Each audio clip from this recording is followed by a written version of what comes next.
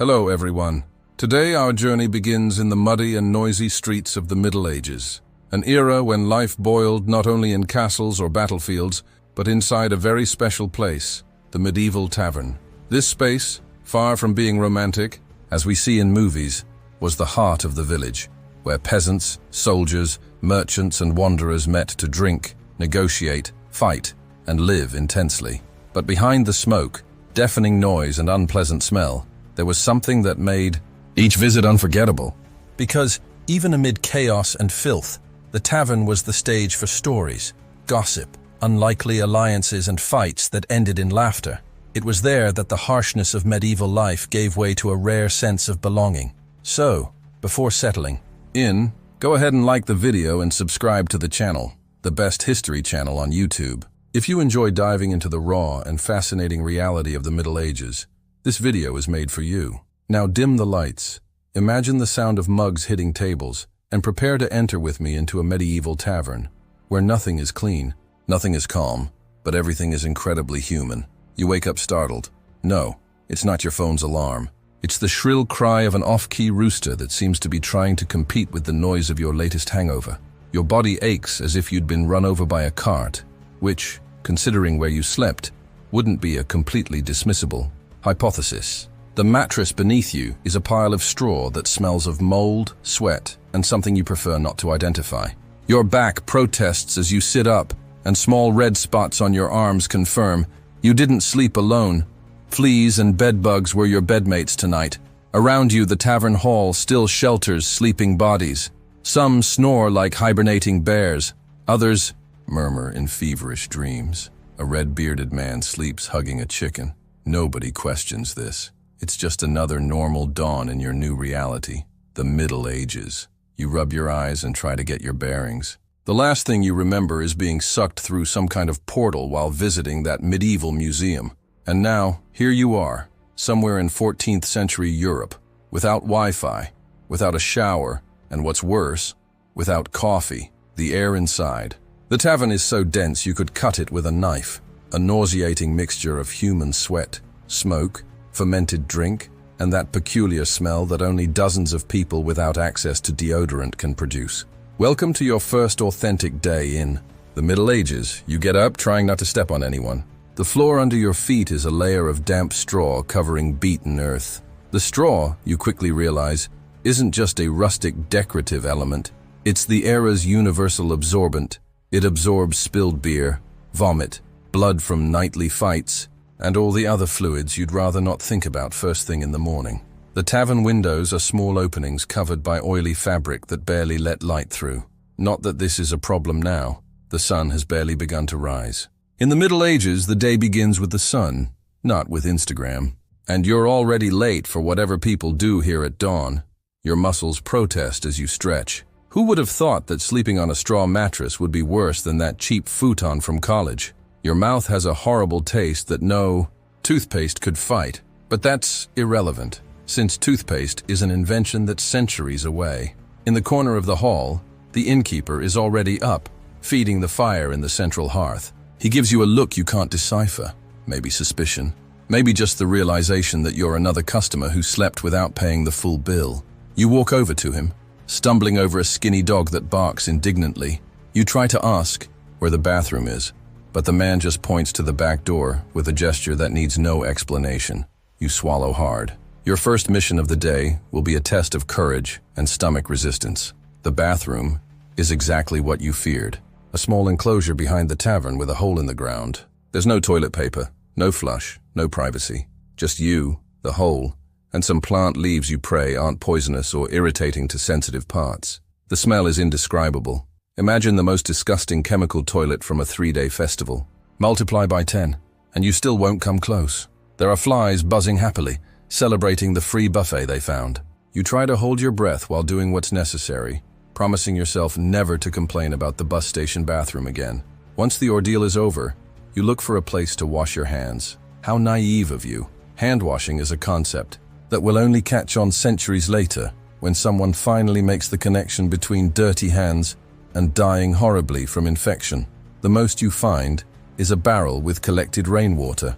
The same water is used by everyone to wash, faces, hands, rinse utensils. You notice small larvae swimming happily on the surface. Your stomach turns, but you dip your hands in anyway. At this moment, you'd give your left kidney for a bottle of hand sanitizer. Your hair is a mess of epic proportions. In the absence of shampoo, people here use ashes mixed with water to clean the scalp. Effective? Not at all. But it's what there is.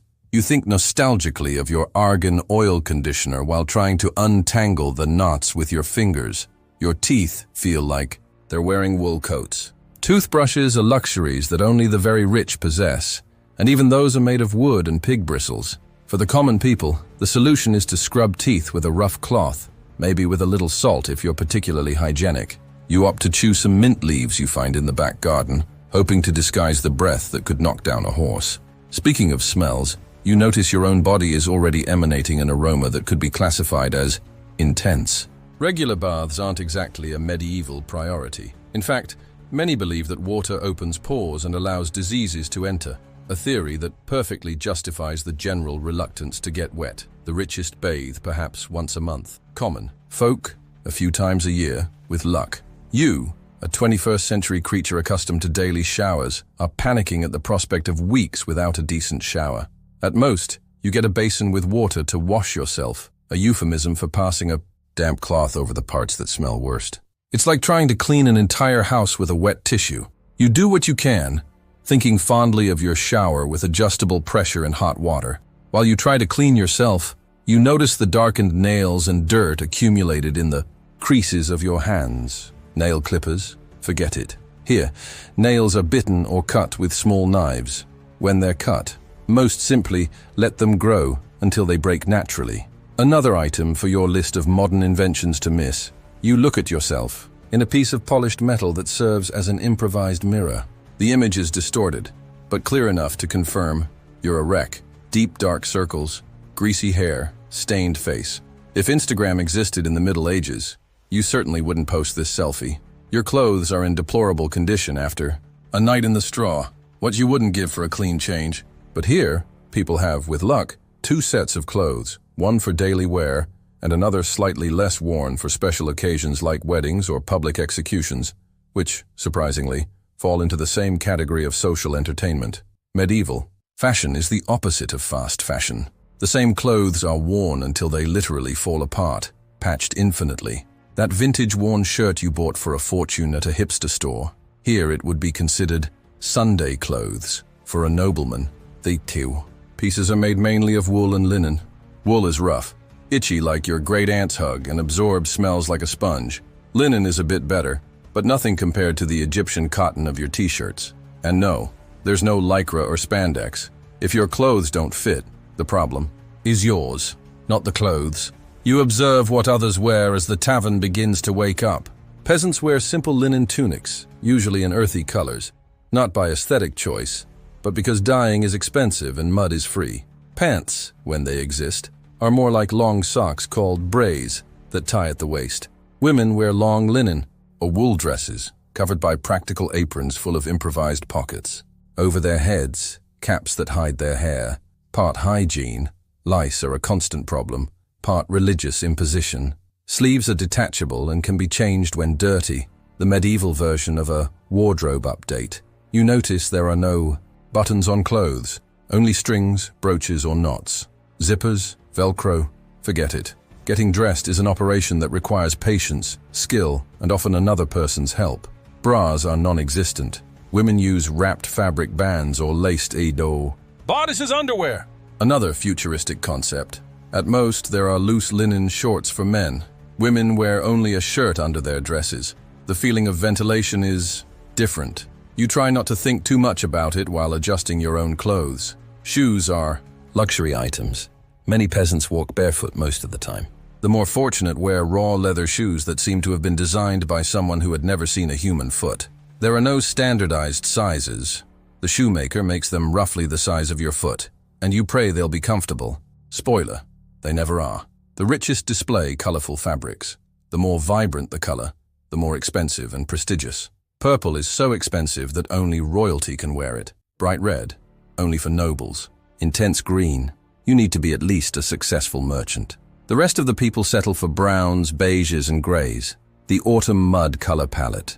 Jewelry is rare and almost always has a practical function beyond decorative. Brooches fasten capes, rings with seals serve to seal documents. The concept of accessorizing doesn't exist. The idea of wearing something purely decorative would be seen as an absurd waste of resources. You try to arrange your clothes as best you can, but without an iron, another item you add to the list of modern inventions to miss. You'll have to settle for strategic wrinkle. At least you're not alone. Everyone here seems to have slept in their clothes for weeks on end. The smell of clothes is a category apart. Since they're almost never washed, water is a precious resource. Soap, even more so. The aroma emanating from fabrics is a mixture of sweat, smoke, food, and all other odors accumulated over months. Perfume.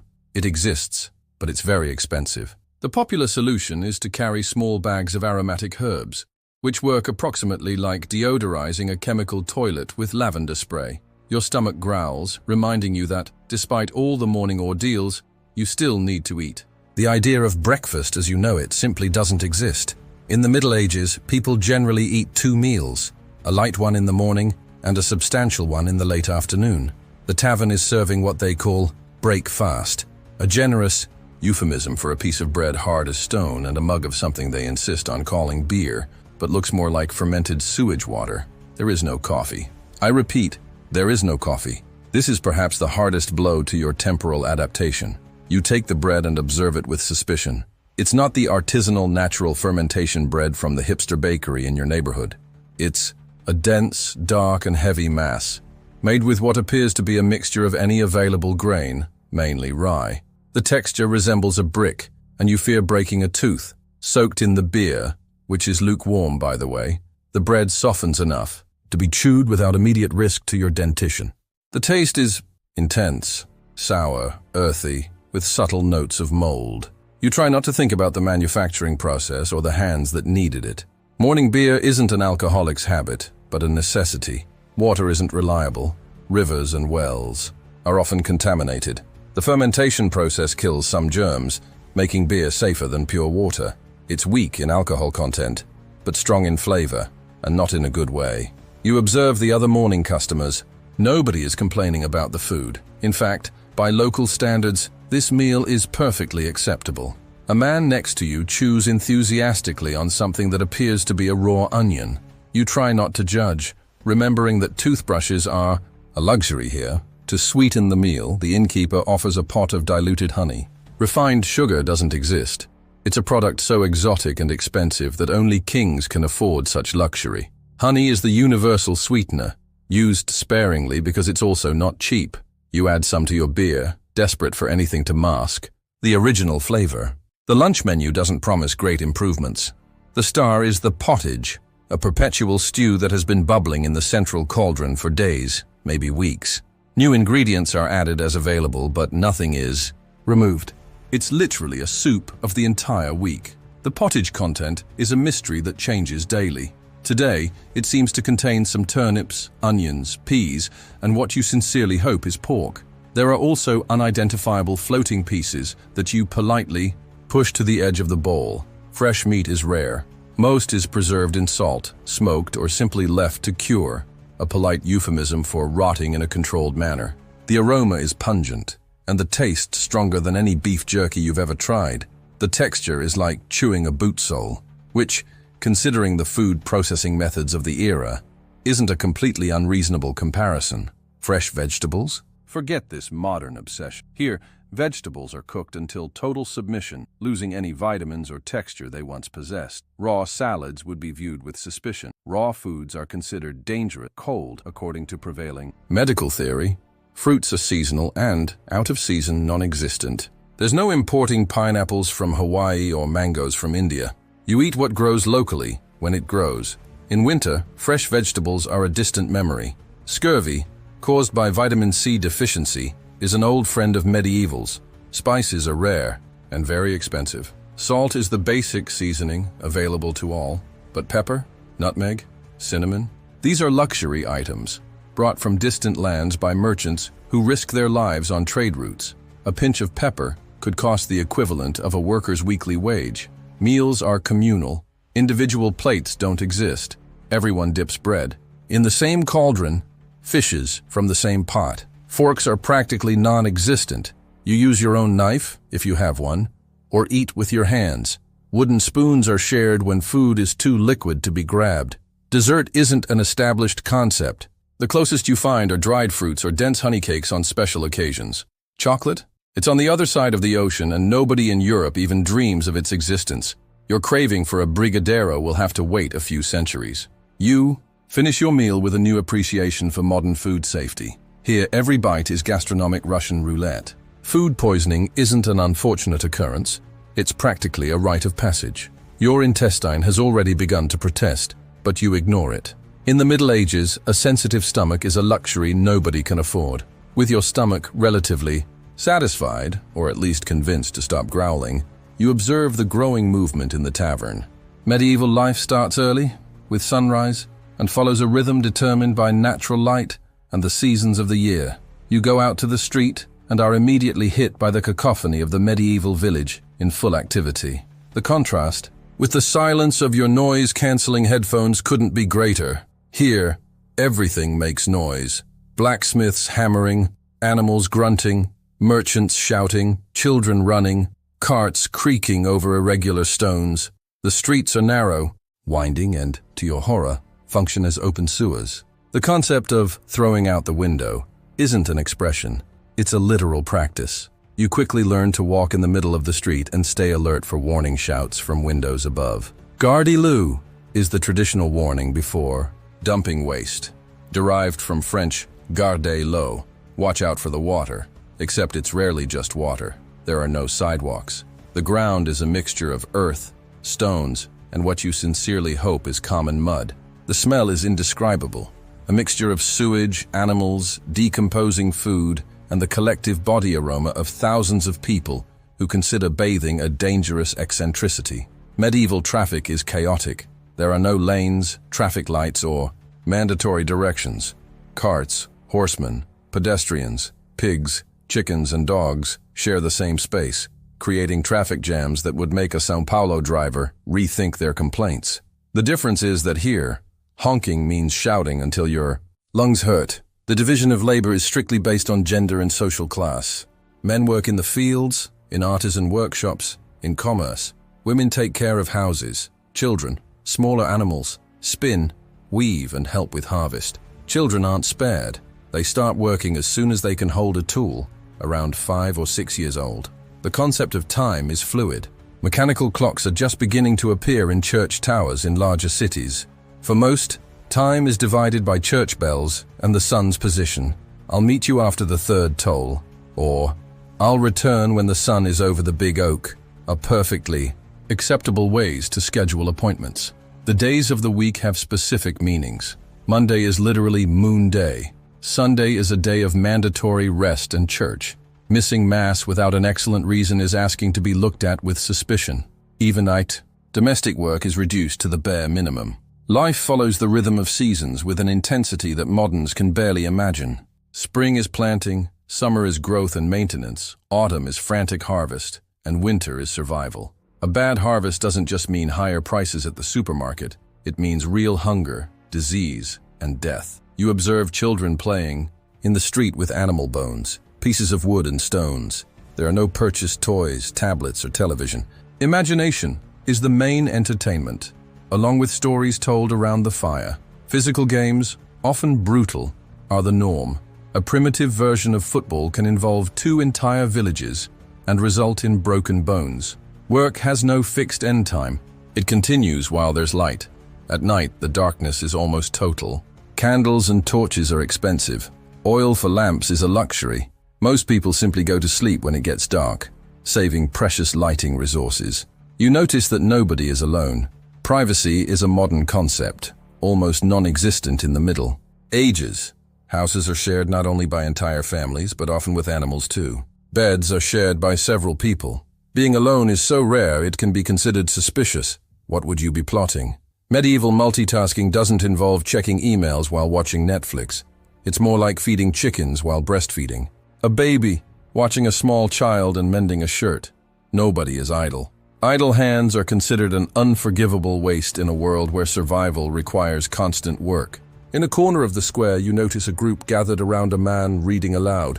Literacy is rare, a privilege mainly of religious and nobles. For most, information comes from public proclamations, sermons, and oral stories. News travels at the speed of a horse or boat. Something that happened 100 kilometers away may take days or weeks to be known. The sun rises higher in the sky as you walk through the village. There's no weather forecast here, just observation of the skies, joint pains in elderly people, and animal behavior. That farmer looking at the clouds with concern is literally betting his survival on his ability to predict rain. Climate isn't just a topic of polite conversation. It's an implacable force that determines life or death. An unexpected frost can destroy entire crops. Excessive rains bring floods and diseases. Droughts mean famine. There's no air conditioning in summer or central heating in winter. You're completely at the mercy of the elements. Houses are poorly prepared for climate extremes. In winter, cold is fought with layers of clothes, indoor fires, often without adequate chimneys, filling the environment with smoke, and huddled bodies sharing warmth. In summer, heat is endured with stoic resignation and prayers for a brief breeze. Natural. Light is precious. Windows are small and rare. Glass is very expensive, and larger openings mean more cold in winter. The result is dark interiors where you trip over furniture, people, and animals with embarrassing regularity. After sunset, darkness is almost absolute, broken only by flickering flames. The relationship with nature is paradoxical. On one hand, there's total dependence and intimate knowledge of natural cycles. On the other, wild nature is viewed with fear. Forests are dangerous places inhabited by wolves, bandits, and supernatural creatures. Nobody takes recreational walks in the forest. The landscape is drastically different from what you know. There are no vast fields of monoculture, but small cultivated plots interspersed with communal areas. Forests are much more extensive, although already under pressure to provide wood for construction and firewood. Wild animals that you only see in zoos still roam freely. The cycle of light and darkness governs life with a rigidity that the modern world has forgotten. Without electricity, night is a period of forced inactivity, except for night guards, midwives, and conspirators. You realize you've never experienced true darkness until now, the total absence of artificial light. Pollution exists, but in different forms. Air in larger cities is heavy with smoke from hearths and ovens. Rivers often serve as waste deposits. Heavy metals from mining and processing contaminate entire areas. The difference is that pollution is localized and directly perceptible. You can see, smell, and feel its sources. The silence of nature is still possible. Moving away from the village, you can experience something rare in the modern world: the almost complete absence of human noise. No planes flying overhead, distant engines, or the constant hum of electricity. Just wind in the trees, bird songs, and the occasional cry of some animal.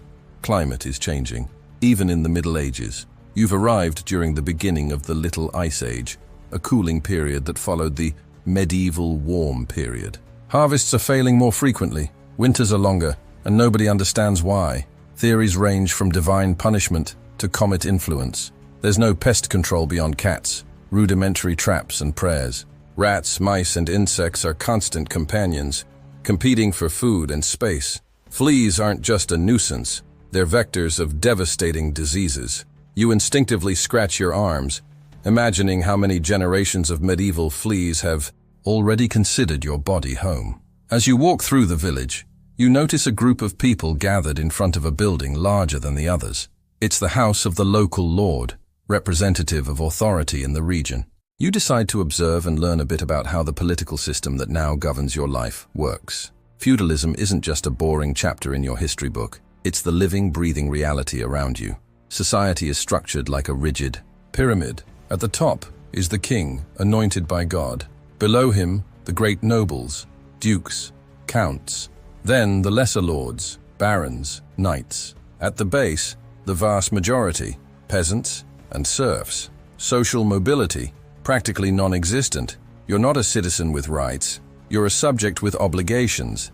The idea of human rights would be received with confused looks. Your position in society is determined almost exclusively by your birth, and expectations are clear: loyalty, work and obedience to superiors.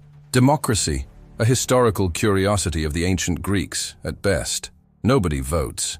Power flows from top to bottom, in a chain of oaths of fealty. Each noble swears loyalty to his superior, receiving land and protection in exchange. At the base of this pyramid, you find serfs, technically not slaves, but with freedom so limited that the difference is almost semantic. Taxes aren't calculated as percentages of income. They're collected in workdays, agricultural products, and occasionally money. The peasant owes the lord a part of everything he produces, plus days of free work on seigneurial lands, called corvée. And no, there's no income tax refund. Justice is arbitrary and often cruel. There's no presumption of innocence or right to a lawyer.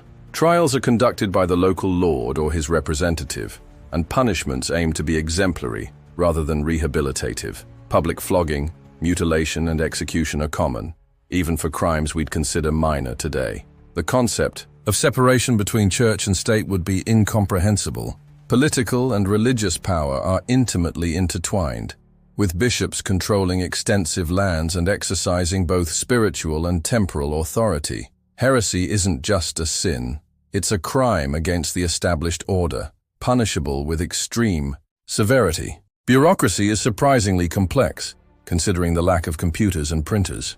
Documents are handwritten by trained scribes, on expensive parchment made from animal skin. Each official document needs wax seals for validation, the medieval version of digital signature, only much more laborious and prone to forgery. Codes of conduct vary drastically according to your social class. Nobles follow codes of chivalry that in practice are ignored with convenient frequency. Serfs follow rules imposed by lords. Merchants have their own guilds with strict regulations. You, as a foreigner without defined position, are viewed with suspicion by all. You observe that nobody is openly questioning authority. Revolution, democracy, these are concepts that will still take centuries to establish. Protests exist, yes, but generally for specific issues like tax increases or particular abuses, never against the system as a whole, which is seen as ordained by God. Foreign policy is essentially the personal politics of rulers. Wars begin over inheritance disputes, strategic marriages, and personal insults between nobles. There's no UN, professional diplomacy, or human rights treaties. Alliances change as convenient, and a given word has value only while it's advantageous to keep. There's no nationalism as you know it. Loyalty is owed to the local lord, and by extension to that lord's lord. The idea of belonging to a nation with defined borders is just beginning to emerge. People identify more by religion, village of origin, or lord they serve than by a country. Corruption isn't seen as exceptional. It's simply how things work. Gifts to obtain favors, blatant nepotism and extortion are common practices and rarely questioned. The overly honest person is seen not as virtuous, but as naive and foolish. You notice how laws are applied unequally. A noble who kills a serf may pay a fine. A serf who steals from the noble may lose his hand or life. Legal privileges are explicit and formalized. There's not even a pretense of equality before the law. Cities with their walls and garrisons are islands of relative autonomy. Many have obtained privilege charters that guarantee them the right to self-govern, collecting taxes and administering justice. City air liberates. Serfs who manage to live a year and a day within city walls can claim freedom from their rural lords. Money exists, but many transactions are still done by barter. Coins vary by kingdom, with values based on precious metal content. There's no central bank, monetary policy, or inflation control. Rulers frequently devalue currency, adding cheaper metals to gold and silver. The medieval version of printing, money. The church bell tolls, reminding everyone that, in the Middle Ages, time doesn't really belong to you. It belongs to God, measured and distributed by the church. You observe how the entire village seems to respond to the call, adjusting activities and prayers according to the chimes. Religion isn't an aspect of life. It's the lens through which all life is interpreted. The visible world is just a pale reflection of the invisible, and each natural event is potentially a divine sign. That storm isn't just a meteorological phenomenon. It's possibly a punishment, a warning, or a disguised blessing. Atheism isn't an available option on the belief menu. It simply doesn't exist as a viable concept. The question is never if God exists, but how to please him better. Even the most skeptical question specific interpretations or church practices, never the existence of the divine itself. The Catholic Church is an omnipresent presence, with power that would make any modern corporation die of envy. It owns vast land extensions, controls formal education, validates or not marriages, maintains birth and death records, and is the main source of assistance to the poor and sick. Its influence extends from cradle to grave, literally. The distinction between superstition and official religion is nebulous. Sacred relics, from fragments of the true cross to teeth, bones, and hair of saints, are venerated for their miraculous power. Protection amulets are used alongside crucifixes. The Church condemns some practices as pagan, while absorbing and reframing others. The calendar is dominated by religious festivals. Approximately 1/3 of the year is dedicated to some type of sacred celebration. These aren't just days of devotion. They're rare opportunities for leisure, celebration, and permitted excesses. Carnival, for example, is the last chance for indulgence before the privations of Lent. The concept of hell is vividly real and terrifying. People really believe in eternal damnation, with demons brandishing pitchforks in a fire that never extinguishes. And the path there is frighteningly easy to follow. Sins that today seem trivial are seen as potentially damning. That impure thought, it could cost your immortal soul. Pilgrimages are both devotion and primitive tourism. People travel enormous distances, facing considerable dangers, to visit sacred sites like Santiago de Compostela, Rome, or Jerusalem. Some go out of genuine devotion, others as imposed penance, and some simply to see a bit of the world beyond their village. Salvation can be bought, or at least that's what many believe. Indulgences are sold to reduce time in purgatory. Donations to the church guarantee prayers for your soul. Pious foundations, like paying for a chapel or maintaining a priest to say masses in your name, are spiritual investments for the rich. Heretics are the era's terrorists, feared, persecuted, and eliminated with extreme prejudice. Heresy isn't seen just as a theological error, but as a contagious disease that threatens all society. The idea of religious freedom would be as strange as proposing freedom to spread plague. You notice how even professions are viewed through religious lenses. Certain occupations are considered inherently suspicious or impure. Executioners, leather tanners, who work with carcasses, prostitutes and tax collectors carry social and religious stigmas. The Bible isn't a book that common people read. It's a sacred text that most only know through interpretations provided by priests. Translations to vernacular languages are rare and often prohibited. The Latin of scriptures and Mass creates a veil of mystery that separates clergy from lay people. The devil and his demons are as real as the mailman who passes on your street. People sincerely believe they're in constant battle against evil forces trying to steal their souls. Temptations aren't just character flaws, they're active demonic attacks that require constant vigilance. In the afternoon, you notice the atmosphere. In the village has changed. Work hasn't stopped, but there's different energy in the air. It's market day, one of the rare moments of social excitement that breaks the monotony of constant work. You decide to explore what passes for entertainment in this era without Netflix. Entertainment, in the Middle Ages, is rarely passive. There are no spectators sitting comfortably. Everyone participates somehow. Dances are collective, songs have choruses, everyone sings along, games involve the entire community. The modern division between artists and audience is much less pronounced. Music is everywhere, but not like your Spotify playlist.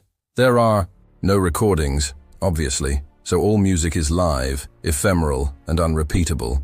Popular instruments include flutes, bagpipes, lutes, and improvised percussion.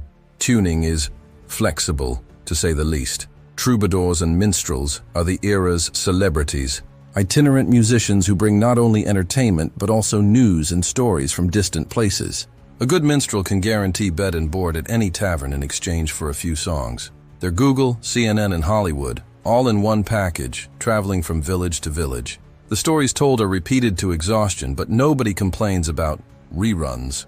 Tales of chivalry, saints' lives, moralizing fables, and local legends form a shared repertoire. Value lies less in originality and more in performance. how the teller adapts, embellishes, and personalizes the known narrative. Games are surprisingly violent. Medieval football, for example, involves entire villages, has few rules beyond move the ball to enemy territory, and often results in serious injuries and occasionally deaths. It's more like a ritualized battle than a modern sport. Gambling is extremely popular, despite, or because of, religious condemnations. Dice, cards, and bets on everything from cockfights to how long the next sermon will last. People gamble with abandon that would make a Las Vegas casino blush. It's not uncommon for someone to bet all their possessions and end up in debt servitude. Religious festivals are also occasions for profane fun. After solemn mass come food, drink, music, and dance.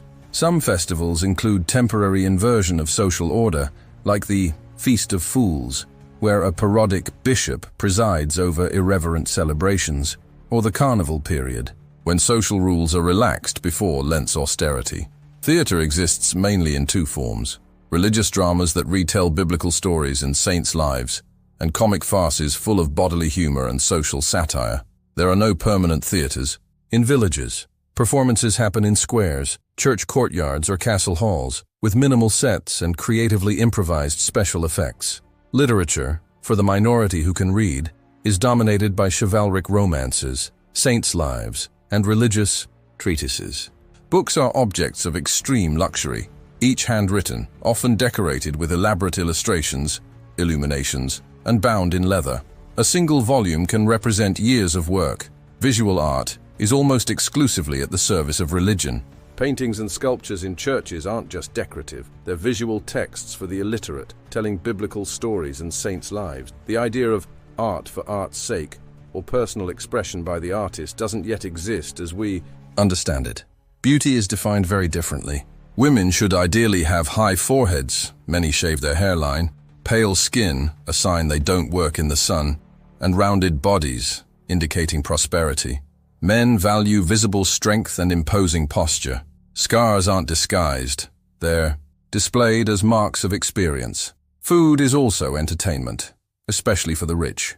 Noble banquets are elaborate spectacles, with dishes sculpted to look like castles, live animals emerging from pies, and between courses, performances by acrobats, musicians, and court jesters. It's dinner and show medieval version. There's no age classification for entertainment. Children are exposed to everything: violence, sexuality, death, without filters or protections. The idea of child-appropriate content simply doesn't exist. Childhood as a protected period of innocence is a concept that will still take centuries to develop. After a day exploring the medieval village, you begin to feel a twinge of headache. Maybe it's dehydration, maybe the smell, or maybe your body protesting the sudden lack of caffeine. Either way, you now need to face one of the most frightening realities of the Middle Ages: your healthcare. Doctors, as you know them, practically don't exist. There are three main types of practitioners: physicians, with university education, expensive and usually reserved for nobles; surgeon barbers, who do everything from cutting hair to amputations; and local healers, usually women, with herbal knowledge. Your health plan here is basically pray not to get sick. Medical theory is still based on Galen's 4 humors: blood, phlegm, yellow bile, and black bile. Diseases are seen as imbalances of these bodily fluids. The most common treatment? Bloodletting. Regardless of your problem, fever, pain, skin rash, depression, someone will probably suggest draining some of your blood to restore balance. Anesthesia, a gulp of strong whiskey or wine, if you're lucky, maybe a piece of wood to bite. For major procedures, herbs like mandrake or opium might be used to induce unconsciousness, but dosage is pure guesswork, so you might end up waking up in the middle of surgery or not waking up at all. Antibiotics don't exist. A simple infection that today would be cured with a week of amoxicillin could be your death sentence. Cuts and wounds are treated with herbal mixtures, honey, which really has antibacterial properties, and sometimes animal excrement, which definitely doesn't. Hospitals exist, but they're more religious hospices than medical centers. Administered by religious orders, they mainly offer spiritual comfort, basic food, and a place to die with dignity. Effective treatment is secondary to salvation of the soul. Hygiene isn't associated with health as we know it. Miasma theory suggests diseases are caused by bad air or noxious vapors. Nobody makes the connection between contaminated water and cholera, dirty hands and infections, or fleas and bubonic plague. Disease outbreaks are attributed to unfavorable planetary alignments, divine wrath, or deliberate poisoning of wells by marginalized groups. Pregnancy and childbirth are exclusively female territories, dominated by midwives. They're high-risk events. Maternal and infant mortality is terrifyingly high. Complications that today would be resolved with an emergency cesarean are often fatal for both mother and child. Mental health is viewed through spiritual or humoral lenses. Depression is melancholia, caused by excess black bile. Schizophrenia or epilepsy might be interpreted as demonic possession. Treatments range from sedative herbs to exorcisms or pilgrimages to shrines of saints, known for curing madness. Surgery is impressively advanced in some areas and terrifyingly primitive in others. Surgeon barbers can perform trepanations, drilling the skull to release evil pressures, amputations, stone removal, and even cataract surgery. The survival rate? Better not ask. Remedies are a fascinating mixture of emerging science, superstition, and chance. Some herbs really contain active medicinal compounds. Foxglove for heart problems, willow bark, containing salicylates, aspirin precursors, for pain and fevers. Other treatments include moldy bread poultices on wounds, accidental antibiotic precursor, leeches to purify blood, and protective amulets. Teeth are a chapter apart. Cavities and abscesses are treated with brutal extractions, often without anesthesia. Specialized dentists don't exist. The same barber who cuts your hair and occasionally amputates limbs also pulls your teeth. Brushing teeth isn't a common habit. At most, a rough cloth or chewed herbs are used to freshen breath. Life expectancy is shockingly low, about 30-35 years on average. But this doesn't mean people generally died at 30. High infant mortality distorts the average. If you survived childhood, you could very well reach 60 or 70, though you'd probably get there with lost teeth, chronic arthritis, and an impressive collection of scars. Epidemics are apocalyptic events. The Black Death, in the 14th century, killed between a third and half of the European population. Without understanding of germs, vectors, or contagion, communities are practically defenseless. The only responses are prayer, flight, or isolation. And these last options are available only to the rich. You touch your forehead, feeling the beginning of fever, a common cold, flu, something worse. In the medieval world, there's no way to know, and what today would be a temporary inconvenience could easily become your epitaph. You make a mental note to avoid barbers with bloody razors and silently thank yourself for having taken all your vaccines before this time travel. Back at the tavern for dinner, you observe more carefully how people interact. Social relations in the Middle Ages are a complex ballet of obligations, hierarchies, and family alliances that would require decades for a modern anthropologist to fully decipher. The family is the fundamental social unit, but not the nuclear family you know.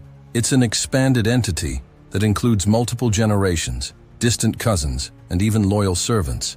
The surname isn't just a name, it's a mark of belonging to a group whose interests always supersede individual ones. Marriages have nothing to do with romantic love. They're strategic alliances between families, negotiated like corporate mergers. For peasants, it means combining lands and labor force. For merchants, expanding commercial connections. For nobles, sealing political alliances. Love, if it comes, is an unexpected bonus, not a prerequisite. The age for marriage is shockingly young by modern standards. Girls can be promised in marriage at 12, though consummation is usually postponed until 14 or 15. Boys marry slightly later, around 16 or 17. Staying single is extremely uncommon and often viewed with suspicion unless you enter the church. Divorce doesn't formally exist, though. Annulments are possible for the rich and well-connected. For most, marriage is till death do us part, in the most literal sense. Considering mortality rates, however, widows and widowers are common, and second or third marriages are frequent. Children are treated essentially as small, imperfect adults. There's no concept of child development or age-specific needs. As soon as a child can walk and follow basic instructions, around 5 to 7 years, they begin to work. The idea of childhood as a protected phase of life simply doesn't exist. Honor And reputation are social currencies more valuable than gold. A rumor can destroy a family. A given word has legal and moral weight. Breaking a promise isn't just impolite, it's potentially ruinous. For women, honor is intrinsically linked to chastity and modesty. For men, to courage and reliability. Privacy is a practically non-existent concept. Houses are single shared environments. Beds are divided among several family members or servants, and the community monitors everyone's behavior. Secrets are hard to keep when your entire life happens under constant observation. Friendships are less about personal affinity and more about practical alliances. Your friend is the one who helps you with harvest, lends tools in times of need, and will testify on your behalf if you're accused of a crime. Emotional bonds exist, of course, but medieval friendship is fundamentally a relationship of mutual obligations. Flirting and courtship happen, but under rigorous community surveillance. Private meetings are rare and potentially scandalous. Young people meet at festivals, community work, and after religious services, always under the watchful eyes of family and neighbors. The concept of dating as a period of romantic exploration would be considered dangerously libertine. Social classes don't mix casually. The tavern is a rare exception where different strata can share the same space, though still maintaining appropriate distances. A noble might drink in the same establishment as peasants, but never at the same table. Marrying outside your class is almost unthinkable. Conversation has rigid rules. You speak first only to people of the same social level or lower. Addressing a superior without being invited is a grave breach of etiquette. Calling a knight "sir" instead of "sir" can be seen as deliberate insult. Conflict is managed very differently. There's no police as you know it. Disputes are resolved within the community, often with mediation from the local lord or priest. For serious cases between nobles, duels may be permitted, literal trial by combat, where it's believed God will ensure victory for the just side. Humor and social entertainment have a different tone. Jokes tend to be physical, scatological, or at the expense of marginalized groups. Storytelling is a valued art. A good narrative, especially told after a few mugs of beer, can guarantee social status and admiration. Even illiterate people can memorize and recite long stories and poems. Expressions of emotion follow complex codes. Men can cry publicly in religious or mourning contexts, but never from physical pain. Anger is an acceptable emotion for public demonstration, while sexual desire must be rigidly controlled, at least in appearance. Melancholy is seen not as depression, but as humoral imbalance that can especially affect intellectuals and artists. Looking around the tavern, you realize how each interaction is loaded with meanings and consequences that would be invisible to a casual, modern observer. That man who gave up his place near the fire isn't just being polite, he's acknowledging the debt his family has to the newcomer. The woman serving drinks isn't flirting, she's carefully navigating the dangerous terrain between hospitality and impropriety. After a long day immersed in medieval reality, you find a quiet corner in the tavern and begin to reflect. Despite the smell, dirt, questionable food, and absolute lack of Netflix, you begin to realize this chaotic and brutal world left deep marks that persist to this day. The cathedrals you visited as a tourist aren't just impressive constructions, they're testimonies to a faith that moved mountains and tons of stone, built over generations, often by anonymous artisans who knew they wouldn't live to see the work completed. When we look at Notre Dame or Chartres, we're seeing not just architecture, but an act of collective devotion almost incomprehensible to the modern mentality. The universities where your friends study, Oxford, Cambridge, Sorbonne, all born in this era you're experiencing. The very concept of higher education, with its faculties, academic disputes, and graduations, is a directly medieval heritage. That young man studying ancient texts by candlelight is, unknowingly, establishing traditions his distant descendants will still follow, though with laptops instead of parchments. The legal system that protects you in the 21st century has deep roots in this period. Concepts like jury, witnesses under oath, and documented process are being refined in seigneurial and ecclesiastical courts. Even the idea that accusations must be proven beyond mere suspicion is emerging, slowly, from the darkness of arbitrary justice. Those noisy fairs in the squares are embryos of modern capitalism. Merchants are developing credit systems, standardized contracts, and even rudiments of double-entry bookkeeping. Next time you swipe your credit card, remember you're participating in a commercial lineage that goes back to medieval merchants with their leather bags full of different coins. The languages we speak carry the scars and glories of this period. Portuguese, or English, French, Spanish, that you use every day was forged in medieval taverns, castles and markets. Expressions like pay the duck, eat with your eyes, or point blank are linguistic fossils from this era, preserved in the amber of everyday use. Medicine, despite all its current barbarities, is planting important seeds.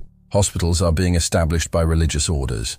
Universities begin to dissect, illegally, cadavers to understand anatomy. Medicinal herbs are being systematically catalogued. Your modern painkiller has a great-great-grandparent in the willow, bark potions that healers prepare in smoky huts. The cuisine you love has deep medieval roots. That artisanal natural fermentation bread you pay a fortune for, it's essentially the same being baked in community ovens of the village. Aged cheeses, preserves, smoked foods, all techniques perfected by necessity in an era without refrigeration. The fall. Holidays you celebrate carry echoes from this era. Christmas, Easter, St. John. Their rituals and traditions were shaped in the celebrations you're witnessing. That Christmas tree in your living room has distant kinship with pagan rituals that the church skillfully incorporated instead of eradicating. The music playing in your headphones owes much to this period. Musical scales, notation, harmonization, fundamental elements being developed by monks in monasteries and troubadours in noble halls. That guy playing the out-of-tune lute in the tavern is, unknowingly, participating in a musical revolution, whose reverberations will reach rock, jazz, and electronic music. Modern literature and narrative have unpayable debts to medieval storytellers. Story structures, character archetypes, themes of quest and redemption, all being refined in stories shared around bonfires. Game of Thrones is just Song of Roland with more sex and dragons. Even the idea of nations, with their borders, languages, and distinct identities, is being born in this historical cauldron. The fragmented kingdoms are slowly consolidating into entities that will one day become France, England, Spain. Modern nationalism has its deepest roots in this formative period. The Middle Ages, you realize, wasn't just a dark interval between Rome's glory and the Renaissance's brilliance. It was an intensely creative and formative period, where much of the modern world's DNA was coded. Under the surface of dirt, violence, and superstition, there was a pulsating vitality and persistent inventiveness. As you settle in for another night on your flea-infested straw mattress, you smile at the irony. You came to the past thinking about how different and strange it would be, only to discover how deeply connected to your own world it is. The Middle Ages isn't a closed chapter of history. It's a living ancestor whose blood still runs in modernity's veins. You close your eyes, repelling yet another flea, and wonder if you'll ever return to your time, or if perhaps there's not such a rush to return. After all, despite all the discomfort, there's something strangely authentic in this reality that you rarely experience in the aseptic and digital world of the 21st century. The moment you finally fall asleep, a silent revelation forms. The Middle Ages wasn't a time of darkness waiting to be illuminated. It was a complex, contradictory, and deeply human civilization, struggling with its own questions like any other. Its inhabitants weren't less evolved versions of us. They were complete people navigating a world that made sense to them with their own forms of beauty, wisdom, and meaning. The difficulties were real. Hunger, diseases, violence, brutal inequality. But also real were community solidarity, sincere faith, dedicated craftsmanship, and direct connection with natural cycles.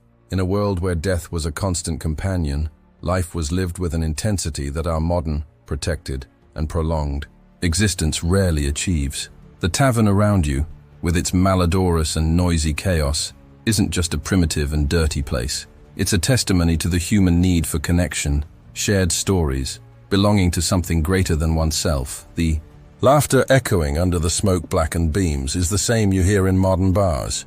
The helping hand that assists you up after stumbling is driven by the same instinct that moves people to help strangers today. When you return, if you return, to your time of smartphones and self-service, perhaps you'll carry with you not just relief at having running water and painkillers, but also a deeper understanding of your own world's roots. And perhaps in quiet moments, you'll miss the warmth of that medieval tavern, not its smell or discomfort, but the raw and unfiltered humanity that overflowed from every corner. The true medieval heritage isn't just in the institutions, languages, or technologies that survived, but in the resilience of human spirit that found ways to create beauty, meaning, and community, even in the most challenging circumstances. This is a lesson that transcends centuries and remains as relevant in the digital world as it was in the smoky tavern where you now fall asleep, lulled by the collective snoring of a humanity that, despite everything, continues moving forward. If you enjoyed this journey through medieval taverns, share the video and comment below. Would you have the courage to enter such a place? Hit the bell to not miss the next stories, because we still have many more dark and curious secrets from the Middle Ages to explore together.